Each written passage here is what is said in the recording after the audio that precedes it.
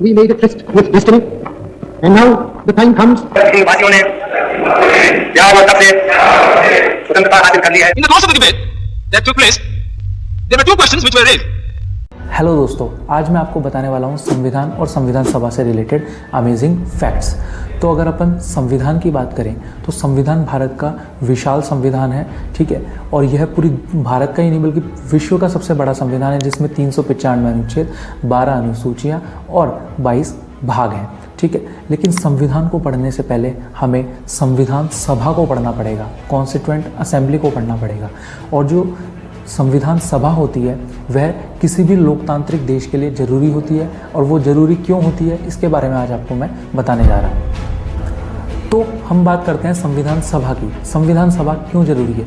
देखिए, किसी भी लोकतांत्रिक देश जैसे कि यूएसए ले लीजिए, यूके ले लीजिए, फ्रांस ले लीजिए, कनाडा ले लीजिए, यहाँ तक कि भारत ले लीजिए, संविधान सभा की ज़रूरत हर एक लोकतांत्रिक देश को पड़ती है, क्योंकि संविधान सभा जनता के प्रतिनिधियों से मिलकर बनती है। कि सबसे पहले जो जनता होती है वो अपने प्रतिनिधियों को चुनती है, और जो वो प्रतिनिधि होते हैं वो एक समूह का निर्माण करते हैं, जिससे संविधान सभा का निर्माण होता है, ठीक है। तो सभी का लोगों का रिप्रेजेंटेशन संविधान बनाने में हो, इसलिए संविधान सभा जरूरी होती है किसी भी लोकतांत्रिक देश में। तो अब हम जानेंगे कि संविधान और जो संविधान सभा है, ठीक है, इनकी जो बैकग्राउंड है, हमारा जो इतिहास है, इनका क्या है, कहाँ से ये जो संविधान की जो शुरुआत है वो हुई। तो देखिए, सबसे पहले अगर मैं बात करूं तो 1895 की मैं बात करता हूं, ठीक है। 1895 में बाल गंगाधर तिलक जी ने सबसे पहले 1895 में बाल गंगाधर तिलक जी ने कहा कि संविधान का निर्माण करना जरूरी है, ठीक है। अभी संविधान सभा की बात नहीं हुई है, अभी किसकी बात हो रही है? ओनली संविधान शब्द की, कॉन्स्टिट्यूशन की बात हो रही है उनकी, ठीक है। और ये किसने कहा था? बाल गंगाधर तिलक जी ने। फिर उसके बाद हम आते हैं 1990 का जो गवर्नमेंट ऑफ इंडिया एक्ट है, जिसे अपन मॉन्टेग्यू चेम्सफोर्ड अधिनियम कहते हैं, वो आया और उसमें संविधान के निर्माण की बात कही गई। लेकिन इसमें एक इफ़ है बहुत बड़ा। ब्रिटिशर्स ने क्या बोला कि जो संविधान का जो निर्माण होगा ना, वो ब्रिटिशर्स करेंगे, ठीक है। और उन्होंने ऐसे बोला कि संविधान का निर्माण की कोई जो क्या नाम से भारतीय लोग नहीं कर सकते, ठीक है। उन्होंने ये बात बोली, और मैं आपको आगे बताऊंगा कि किसने ये बात बोली, ठीक है।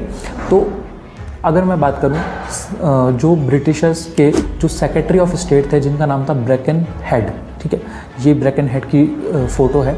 तो इन्होंने कहा था कि जो जितने भी लीडर्स हैं हमारे कॉन्स्टिट्यूएंट असेंबली में या हमारे जो इंडियन नेशनल कांग्रेस में, ठीक है, वो कभी भी संविधान का निर्माण ही नहीं कर सकते, ठीक है, इतनी कैपेबिलिटी नहीं है इनमें। तो गांधी जी और गांधी जी से रिलेटेड जो भी महान नेता थे, उन लोगों ने ये चैलेंज स्वीकार किया, ठीक है। और फिर उसके बाद गांधी जी ने सबसे पहले तो 1922 में ये कहा कि जो संविधान है वो सिर्फ़ और सिर्फ भारतीय लोगों के द्वारा बनाया जाएगा। और तब जाके क्या हुआ कि जो ब्रैकन हेड था, उन्होंने कहा कि नहीं, भारतीय जो है वो तो संविधान का निर्माण ही नहीं कर सकते, ठीक है, ये बात हुई थी। फिर उसके बाद आता है 1928, ठीक है। तो अब मोतीलाल नेहरू जी ने संविधान का निर्माण करने के लिए एक ड्राफ्ट जारी किया, जिसे नेहरू रिपोर्ट कहा गया है। क्योंकि मोतीलाल नेहरू जी ने चैलेंज को एक्सेप्ट किया था, इसलिए मोतीलाल नेहरू जी ने 1928 में संविधान का प्रारूप लाया। किसके रूप में? नेहरू रिपोर्ट के रूप में, ठीक है। इसे भारतीयों का सबसे पहला अटेम्प्ट कहा जाता है संविधान बनाने की, और जिसे कहा जाता है this was the first attempt by Indians. अगर मैं बात करूं एक राजनीतिक दल की, कि ऐसा कौन सा राजनीतिक दल था जिसने सबसे पहले कॉन्स्टिट्यूएंट असेंबली के बारे में कहा था कि कॉन्स्टिट्यूएंट असेंबली का निर्माण होना चाहिए, उसका गठन होना चाहिए, तो वो है स्वराज्य पार्टी, ठीक है। 1936 में इन्होंने कहा था। फिर उसके बाद आता है 1936 के बाद 1938 का काल, ठीक है। 1938 में जवाहरलाल नेहरू के द्वारा कहा जाता है कि भाई जो संविधान सभा का गठन होगा ना, उसमें जो वोटिंग होगी वो वयस्क मताधिकार के आधार पर होगी, यानी एक निश्चित सीमा के बाद ही कोई बंदा वोट कर सकता है, ठीक है। एक निश्चित सीमा लगा दी गई, उसके बाद ही कोई बंदा वोट कर सकता है, और यह जो वोट होगा वो समानता के अधिकार के आधार पर होगा, यानी सभी लोग कैपेबल होंगे वोट देने के लिए। और इसी में डॉक्टर भीमराव अम्बेडकर जी ने कहा था कि एक व्यक्ति एक वोट सिस्टम की उन्होंने बात करी, ठीक है। कोई भी व्यक्ति कितना भी अमीर हो, कितना भी गरीब हो, कोई भी व्यक्ति हाईएस्ट कम्युनिटी का हो, कोई भी व्यक्ति लोएस्ट कम्युनिटी का हो, किसी भी तरीके का व्यक्ति हो, एक व्यक्ति एक वोट सिस्टम की बात कही डॉक्टर BR अम्बेडकर ने। फिर उसके बाद देखिए, अगर मैं अभी का बताऊं 1989 का, तो क्या हुआ कि जो वयस्क मताधिकार था, जिसकी जो आयु जो निर्धारित की गई थी पहले, वो की गई थी 21 ईयर्स, कि भाई आप 21 साल के होंगे तभी आपको वोट देने का अधिकार होगा। लेकिन क्या हुआ, बाद में 1989 में 61वां कॉन्स्टिट्यूशन अमेंडमेंट हुआ और उसके द्वारा क्या हुआ कि जो 21 साल की उम्र थी कि भाई 21 साल में ही आपको वोट देना है, उसको घटाकर उसको डिक्रीज कर दिया गया और 18 कर दिया गया उसको, ठीक है। और आज और अभी तक वही लॉ चल रहा है कि 18 साल से ऊपर के जो व्यक्ति होंगे और जो 18 साल के होंगे वो वोट दे सकते हैं, ठीक है। तो अभी हमने बात कर ली 1938 की, जिसमें जवाहरलाल नेहरू ने यह सब कहा, ठीक है। अब आ जाइए सेकेंड वर्ल्ड वॉर की बात। देखिए 1939 का काल कौन सा है, सेकेंड वर्ल्ड वॉर का है, ठीक है। सेकेंड वर्ल्ड वॉर स्टार्ट होती है। अब देखिए क्या होता है कि अंग्रेज़ों को ज़रूरत होती है इंडियन सोल्जर्स की, ठीक है। उनको चाहिए कि कहीं ना कहीं से हमें सोल्जर्स चाहिए, ठीक है, जिससे कि वो सेकेंड वर्ल्ड वॉर में हमारी तरफ से लड़ सके। अब उसके लिए भारतीयों को कन्विंस करना ज़रूरी था, तो इन्होंने क्या किया, भारतीयों की जो संविधान निर्माण की जो बात थी कि हम मंजूरी दे देंगे भारतीयों को संविधान निर्माण करने के लिए, और वो भी भारतीय ही करेंगे, ऐसे नहीं कि हम करेंगे, है ना। उन्होंने बोल दिया कि भारतीय ही करेंगे, ठीक है। उसके लिए लेकिन जो ये मंजूरी दी गई 1940 में दी गई थी, ये अस्थायी मंजूरी थी, अभी पूरी तरीके से स्थायी मंजूरी नहीं हुई थी। फिर उसके बाद आता है 1942 में, ठीक है। 1942 में क्रिप्स मिशन भारत आएगा, ठीक है। क्रिप्स मिशन भारत आया और क्रिप्स मिशन ने आखिरकार 1942 में मंजूरी दे दी कि संविधान का निर्माण जो है वो भारतीयों के द्वारा किया जाएगा, ठीक है। और इसको स्थायी मंजूरी दे दी गई 1942 में। ये क्वेश्चन आता है, ठीक है, कॉम्पिटिटिव एग्जाम्स में कि 1940 में अस्थायी मंजूरी मिली और 1942 में स्थायी मंजूरी मिली, ठीक है। और फिर उसके बाद 1942 के बाद अब आता है 1946 का काल, जिसमें आई कैबिनेट मिशन योजना, ठीक है। और इसने भारत का इतिहास बदल के रख दिया। क्यों? क्योंकि इसके दो काम थे कैबिनेट मिशन योजना के।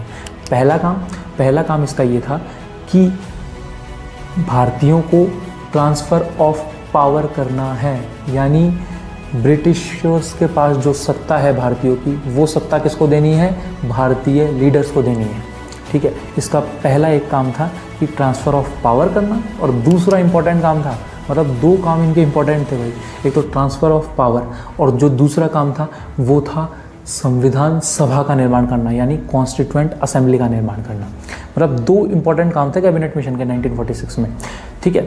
तो कैबिनेट मिशन योजना 24 मार्च 1946 को भारत में आई, ठीक है।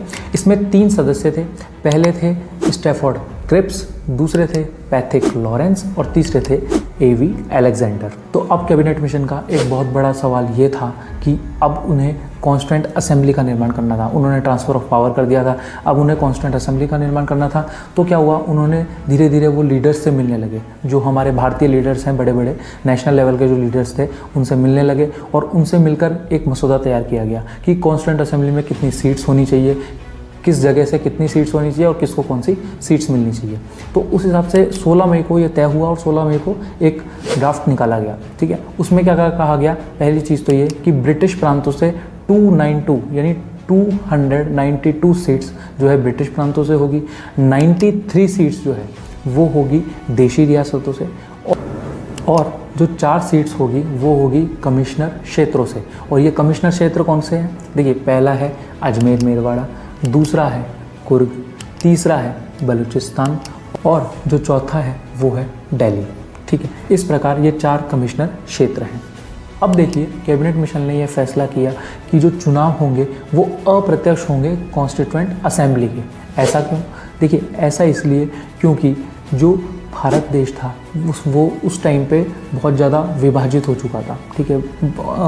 हिंदू मुस्लिम में बहुत ज़्यादा विभाजित हो चुका था, और वन डे एक्शन के तहत बहुत जाने भी गई थी और बहुत ज़्यादा लोग मरे भी थे। इसलिए यह फैसला लिया गया, और भारत की जो आर्थिक जो कंडीशन थी वो भी ख़राब थी, तो एक नेशनल लेवल पे चुनाव कराना आसान नहीं था, तो इसलिए इसको ड्रॉप किया गया और इसकी जगह अप्रत्यक्ष चुनाव को मंजूरी दी गई। और अप्रत्यक्ष चुनाव का अर्थ था कि भाई जो जनता होगी वो अपने लेजिस्लेचर जो सदस्य होंगे उनका चुनाव करेगी, और फिर जो वो सदस्य होंगे जो लेजिस्लेचर के जो सदस्य हैं या प्रांतीय विधायिका के जो सदस्य हैं वो मिलकर डिसाइड करेंगे कि संविधान सभा के सदस्य कौन होंगे। ठीक है, तो मतलब प्रतिनिधियों के द्वारा डिसाइड किया जाएगा कि संविधान सभा के सदस्य कौन होंगे और कौन नहीं होंगे। और मसौदे का जो तीसरा भाग था वो ये कह रहा था कि जो चुनाव होंगे वो एकल संक्रमणीय मत प्रणाली के द्वारा होंगे, जिसे वन वोट ट्रांजिशन सिस्टम भी कहा जाता है। अगर जो मसौदे का जो 5वां पॉइंट था वो ये कहता है कि जितने भी सदस्य होंगे कॉन्स्टिट्यूएंट असेंबली में उसमें प्रत्येक सदस्य जो है 10 लाख लोगों का प्रतिनिधित्व करेगा। ठीक है, ये बहुत इंपॉर्टेंट बात है, 10 लाख लोगों का प्रतिनिधित्व एक व्यक्ति करेगा। अब मसौदे का जो 4th पॉइंट था उसमें यह सवाल उठता है कि जो देशी रियासतें हैं उनका क्या हुआ, उनके रिप्रेजेंटेटिव्स कैसे, जो संविधान सभा है जो कॉन्स्टिट्यूएंट असेंबली उसमें कैसे पहुँचेंगे भाई। तो क्या हुआ, एक वार्तालाप समिति, ठीक है, कमेटी का नाम है वार्तालाप, तो एक वार्तालाप कमेटी गठित की गई है ना, और उसके तहत यह डिसाइड किया गया कि भाई इस वार्तालाप समिति में आधे सदस्य जो होंगे वो होंगे संविधान सभा से रिलेटेड और आधे जो सदस्य होंगे वो होंगे देशी रियासतों से रिलेटेड। और ये दोनों मिलके, ठीक है, ये दोनों सदस्य मिलकर यह डिसाइड करेंगे कि देशी रियासतों के ऐसे कौन से लोग हैं जो प्रतिनिधि कर सकते हैं देशी रियासतों का कॉन्स्टिट्यूएंट असेंबली में। ठीक है, तो वार्तालाप समिति को ध्यान रखना देशी रियासतों के लिए। अब क्वेश्चन ये उठता है कि भाई अगर कोई पहला आम चुनाव नहीं होता है, ठीक है, कोई सरकार नहीं बनती है, तो अब सरकार का रोल कौन निभाएगा। ठीक है, तो ये इस मसौदे का जो 5वां पॉइंट है वो ये कहता है कि जब तक कोई सरकार नहीं बनती है, कोई गवर्नमेंट नहीं बनती है, तब तक जो संविधान सभा है वही अंतरिम सरकार के रूप में कार्य करेगी। इसका अर्थ क्या हुआ, इसका मतलब हुआ कि भाई संविधान सभा को 2 इंपॉर्टेंट कार्य दे दिए गए। ठीक है, 2 इंपॉर्टेंट वर्क करेगी वो। और अब इन सभी के बाद देश में संविधान सभा के लिए चुनाव कराए जाते हैं और चुनाव के जो नतीजे आते हैं वो शॉकिंग आते हैं, क्योंकि कांग्रेस को 208 सीटें मिलती है 296 सीटों में से। का अर्थ ये हुआ कि मुस्लिम लीग को केवल 73 सीटें मिलती है, कांग्रेस को 208 सीटें मिलती है और 15 जो है वो अन्य के खातों में चली जाती है। ठीक है, इससे क्या होता है कि जो मुस्लिम लीग होती है ना वो नाराज़ हो जाती है। ठीक, उसको ऐसा लगता है कि जो हमारा रिप्रेजेंटेशन है इंडिया में वो बहुत कम है। ठीक है, अब इसलिए जो मुस्लिम लीग है वो क्या करती है कि बहिष्कार करने की सोचती है कि हम इस इलेक्शन को नहीं मानते। ठीक है, ये इलेक्शन में हमारे साथ फ्रॉड हुआ है, हमें तो सिर्फ 73 सीटें मिली है। ठीक है, तो ये कहा जाता है मुस्लिम लीग के द्वारा। ठीक है, फिर उनके द्वारा बहिष्कार किया जाता है इस इलेक्शन को। और फिर अंत में 26 नवंबर 1949 को 26 नवंबर 1949 को संविधान सभा के द्वारा संविधान को आंशिक रूप से गठित कर दिया जाता है, यानी संविधान का निर्माण हो चुका है, बस उसको अंगीकृत करना बाकी है और उसे भी 26 जनवरी 1950 को पूर्ण तरीके से अंगीकृत, अधिनियमित और आत्मर्पित कर दिया जाता है। तो दोस्तों, ये क्लास आपको कैसी लगी आप कमेंट सेक्शन में मुझे ज़रूर बताइए। और एक क्वेश्चन आपसे है, ठीक है, आप देखिए मैं तो अभी पढ़ाऊँगा ही आपको आगे जाके कि भाई संविधान सभा की पहली बैठक पढ़ाऊँगा, दूसरी पढ़ाऊँगा, तीसरी पढ़ाऊँगा, फिर उसके बाद आपको बताऊँगा कि क्या किसका रिप्रेजेंटेशन था, किसका नहीं था। तो आपको एक काम करना है, आपको जो संविधान सभा की पहली बैठक हुई थी या फिर संविधान सभा में महिलाओं की संख्या कितनी है और पहली बैठक में कितनी महिलाओं ने भाग लिया था, ये चीज़ें आपको मुझे बतानी है या फिर कमेंट सेक्शन में आपको इस पे रिसर्च करनी है और रिसर्च करने के बाद आपको कमेंट सेक्शन में बताना है। ठीक है, और हम मिलेंगे आपसे अगली क्लास में। धन्यवाद।